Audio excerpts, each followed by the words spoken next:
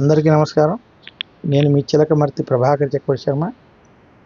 2026 సంవత్సరం కర్కాటక రాశి ఫలితాలు చూద్దాం.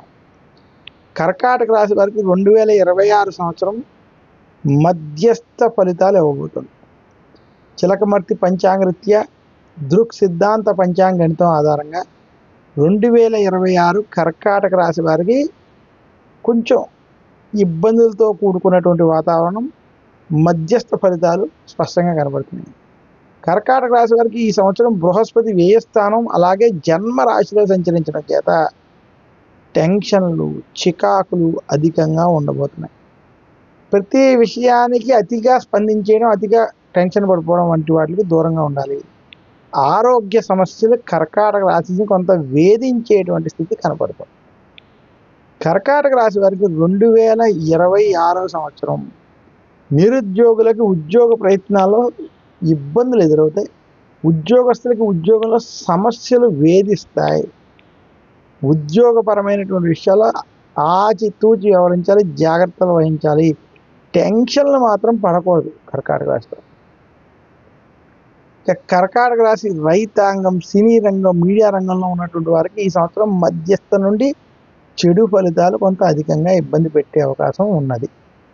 కర్కాటక రాశి విద్యార్థులు కష్టపడాల్సిన సంవత్సరం ఈ సంవత్సరం. జాగ్రత్తగా పడాలి, కష్టపడాలి, ఇష్టపడి వాళ్ళు చదువుకోవాలి, జాగ్రత్తగా ఉండాలి, అశ్రద్ధ చేయకూడదు.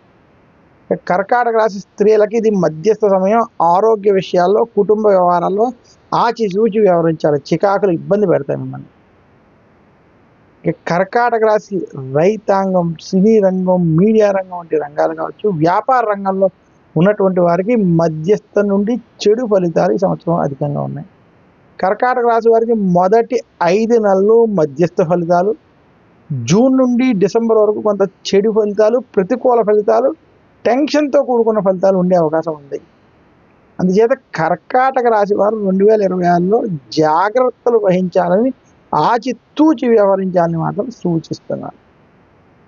2026లో కర్కాటక రాశి వారు మరింత శుభ ఫలితాలు పొందడానికి మీరు ముఖ్యంగా శివారాధన వంటివి చేసుకోవడం, శివాలయంలో అభిషేకాలు వంటివి చేసుకోవడం, అలాగే గురు దక్షిణామూర్తిని పూజించడం, దక్షిణామూర్తి యొక్క స్తోత్రాలను పారాయణం చేసుకోవడం వల్ల కొంత శుభ ఫలితాలు కలుగుతాయని తెలియజేస్తున్నాను. అలాగే కర్కాటక రాశి వారు శనికి తైలాభిషేకం చేసుకోవడం, దశరథ ప్రోక్త శని స్తోత్రం వంటి స్తోత్రాన్ని పారాయణం చేయడం, నీలం వంటి ఇంద్రనీలం వంటి నవరత్నాలని ధరించడం వంటివి చేయడం చేత మరింత శుభ ఫలితాలు పొందగలరు. తదుపరి రాశి సింహరాశి. సింహరాశి యొక్క ఫలితాలు చూద్దాం.